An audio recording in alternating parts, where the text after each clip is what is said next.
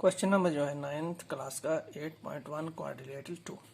If the diagonals of a parallelogram, मैंने short form में यहाँ लिखा है पैरेललोग्राम। देखिए ये जो निशानी होती है, ये जो इस तरह आपको डबल 1 1 दिख रहा है, ये होगा पैरेलल और शॉर्ट फॉर्म जी होगा ग्राम, तो इसको कहते हैं parallelogram. Are equal then show that it is a rectangle.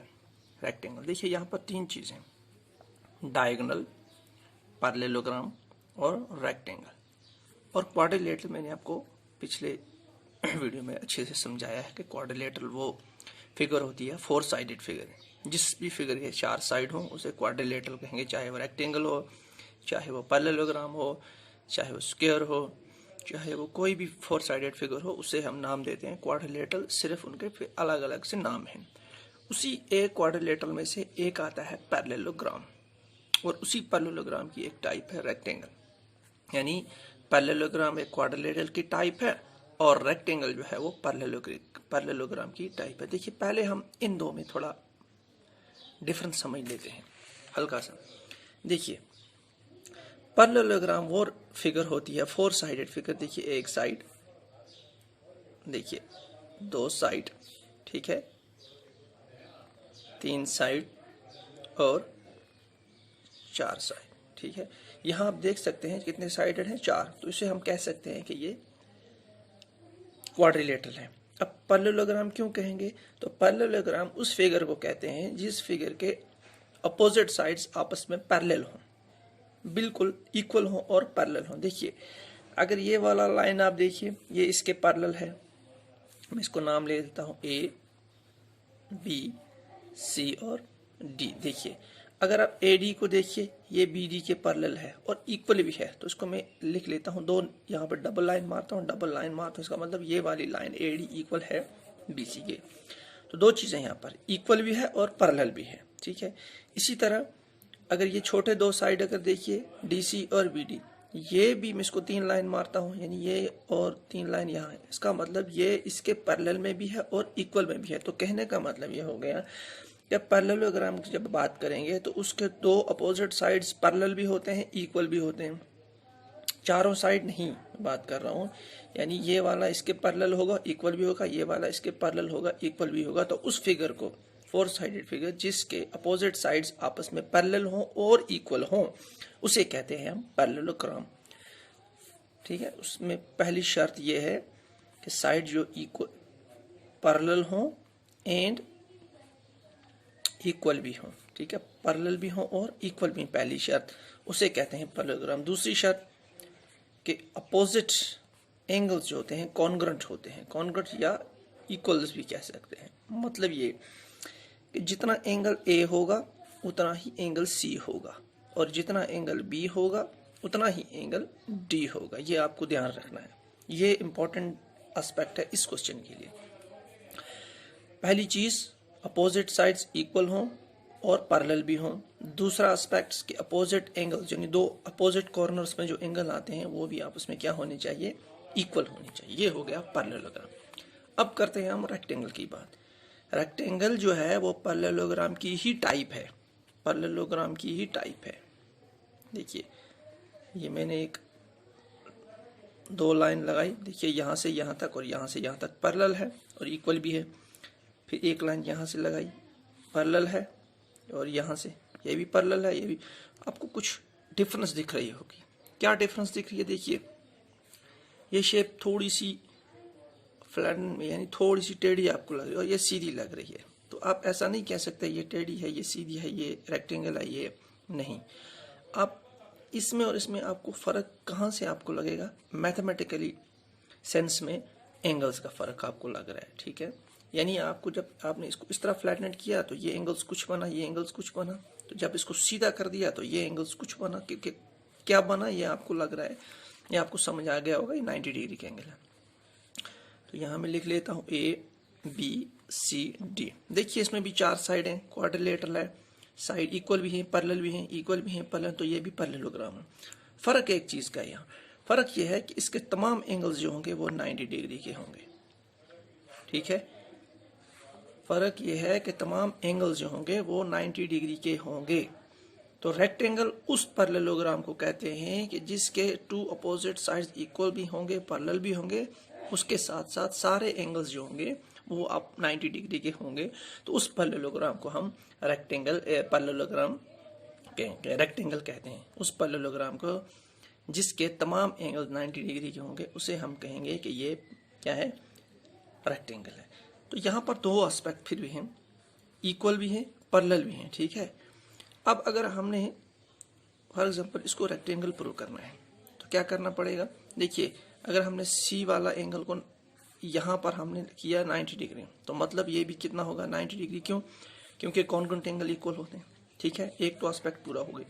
अब डी को अगर हमने 90 डिग्री प्रूव किया तो मतलब बी भी क्या होगा 90, क्योंकि कॉन्ग्रुएंट। तो इसका मतलब हमें ये किसी दो एंगल्स को प्रूव करना है कि ये 90 डिग्री है, तब जाके हम कह सकते हैं कि ये क्या है, रेक्टेंगल है, ठीक है। यही वाला एस्पेक्ट हम इस क्वेश्चन में करना है। देखिए, तो अब इस क्वेश्चन में हमें एक पैरेललोग्राम ड्रा करना है। मैं यहाँ ड्रा कर लेता हूँ एक पैरेललोग्राम जो कि हमें रेक्टेंगल दिखेगा, यानी ए बी सी और डी। ये होते हैं डायगोनल्स जो एक कॉर्नर से दूसरे अपोजिट कॉर्नर, यानी एक एंगल से दूसरे एंगल में आप क्रॉस करेंगे और बी पे मीट आउट करेंगे, इसे कहते हैं। ये हो गए डायगोनल्स और ये इक्वल है। ए सी और बी डी इक्वल है, ये मैं लिख लेता हूँ। A C is equal to B D, ये हमें गिवन है। ये क्वेश्चन कह रहा है कि डायगोनल्स क्या है, इसके इक्वल है। अब आपको प्रूव करना है कि ये क्या है, रेक्टेंगल है। तो उसके लिए आपको क्या करना, देखिए पैरेललोग्राम तो दिया है, मतलब इसके ये साइड इक्वल भी है, अपोजिट भी है, ये साइड इसकी इक्वल भी है, अपोजिट भी है। अब एक ही पहलू आपको यहाँ पर प्रूव करना है रेक्टेंगल बनाने के लिए कि इसके एंगल्स जो हैं ये और ये 90 डिग्री के हैं। तो उसके लिए क्या करेंगे, हम कोई सा भी एक बेस ले लेंगे। फॉर एग्जांपल मैं लेता हूँ यहाँ पर बी सी बेस। तो इसके ऊपर एक ट्रायंगल, देखिए ये वाला है ए बी सी, एक ट्रायंगल ये है डी बी सी, और दूसरा एक ट्रायंगल मैं ले लेता हूँ ये ए बी सी, यानी एक ट्रायंगल ये, एक ट्रायंगल ले, सेम बेस। इसको मैं कॉन्ग्रुएंट करूँगा। कॉन्ग्रुएंट करने के बाद इसको मैं ये जो सी पी सी टी से क्या करेंगे, प्रूव करेंगे कि ये इक्वल है इसके। फिर इसको 90 डिग्री का प्रूव करूंगा। तो जब ये 90 डिग्री का बन जाएगा तो ये भी 90 होगा, ये 90 होगा, तो ये भी 90 होगा। तो सब एंगल्स क्या होंगे, 90 डिग्री। देखिए, पहले मैं ले लेता हूँ यहाँ पर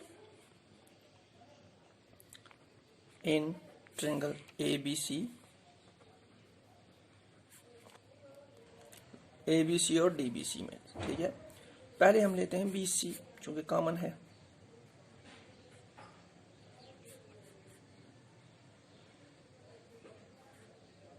ये कॉमन है, ठीक, बी सी कॉमन है, इसमें भी ए डी बी और ए सी इक्वल है, गिवन है। ये हमारे पास गिवन है क्योंकि ये डायगोनल्स जो हैं इक्वल हैं। अब एक और पहलू हमें करना है इसमें और इसमें, ये ट्रायंगल में, इसमें देखिए ए बी इक्वल होगा डी सी के। क्यों? क्योंकि ये खुद क्वेश्चन कह रहा है ये पैरेललोग्राम में अपोजिट साइड्स क्या होते हैं, इक्वल होते हैं। तो मैं लिखूंगा ए बी जो है इक्वल होगा डी सी। क्यों? तो मैंने लिखा अपोजिट साइड्स ऑफ पैरेललोग्राम, इसीलिए ये दो क्या होंगे, इक्वल होंगे। जब तीन पैरामीटर्स मिल गए तो हम कह सकते हैं देयरफॉर कह सकते हैं ट्रायंगल ए बी सी जो है is congruent to triangle D B C, ठीक है, by S S S rule, side rule से आप कह सकते हैं कि ये इक्वल है। जब ये ट्रायंगल इक्वल हो गए तो हम कह सकते हैं ए बी सी का एंगल बी और डी बी सी का, यानी बी सी डी का एंगल सी जो, यानी बी और एंगल सी जो इक्वल होंगे। तो हम कह सकते हैं therefore angle A B C is also equal to angle B C और डी। क्यों? By C P C T, by C P C T से ये क्या होंगे, इक्वल होंगे। यहां तक तो आपको समझ में आ गया। अब अगर गौर से देखें पैरेललोग्राम में क्या होता है, ये लाइन इसके पैरेलल है और ये ट्रांसवर्सल है। अगर देखें ये कह सकते हैं कि ये लाइन जो है दो पैरेलल हैं, ये ट्रांसवर्सल हैं, ठीक है। तो मैं ये दो लाइन ले लेता हूँ ए बी और डी सी, पैरेलल है। ए बी जो लाइन है वो पैरेलल है डी सी के, क्योंकि पैरेललोग्राम है तो जाहिर सी बात है पैरेलल होगी। एंड बी सी और ए डी जो क्या है, ये ट्रांसवर्सल लाइन है, तो मैं इसको ये वाली लाइन लेता हूं। And B C is transversal line, ठीक है। अब आपको यहाँ पर एक ध्यान आया होगा जब आपने लाइंस और एंगल्स पढ़े थे कि अगर दो लाइंस पैरेलल है और एक ट्रांसवर्सल लाइन जा रही है तो उनके जो को इंटीरियर एंगल यानी अंदर वाले जो एंगल्स है उनका सम होता है 180, जिसे कहते हैं को इंटीरियर एंगल्स। तो हम कह सकते हैं angle A B C plus B C D कितना होगा 180। क्यों? क्योंकि ये को इंटीरियर एंगल्स हैं। तो मैंने लिखा angle A B C plus B C D, A B C plus B C D, ये दो एंगल्स इंटीरियर एंगल्स हैं जिन्हें को इंटीरियर एंगल्स, इनका सम आएगा 100। अब ए बी सी किसके इक्वल में, बी सी डी, तो इसका मतलब है ए बी सी के बदले हम बी सी डी लिख सकते हैं। Angle B C D plus angle ये अपना B C D is equal to 180। That implies 2 times angle B C D is equal to 180। That implies angle BCD is equal to 180 divided by 2 is equal to 90 degree। इसका मतलब BCD जो होगा therefore angle ABC भी 90 होगा और angle BCD भी कितना होगा 90, क्योंकि ये दोनों इक्वल हैं, ठीक है। तो इसका मतलब ये हो गया कि ये एंगल हमें निकला 90 और ये भी निकला 90।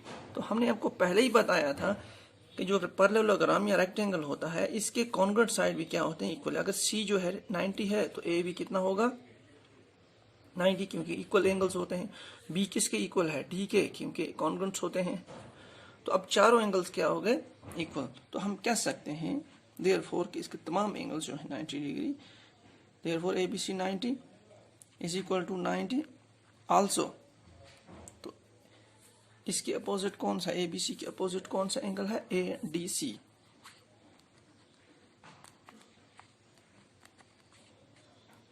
और बी सी डी अगर 90 है तो आल्सो, अगर सी एंगल 90 है तो कौन सा, बी ए सी।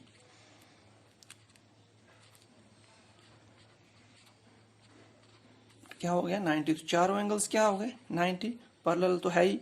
तो हम कह सकते हैं कि therefore parallelogram A B C D is a rectangle, ये प्रूफ हो गया, ठीक है।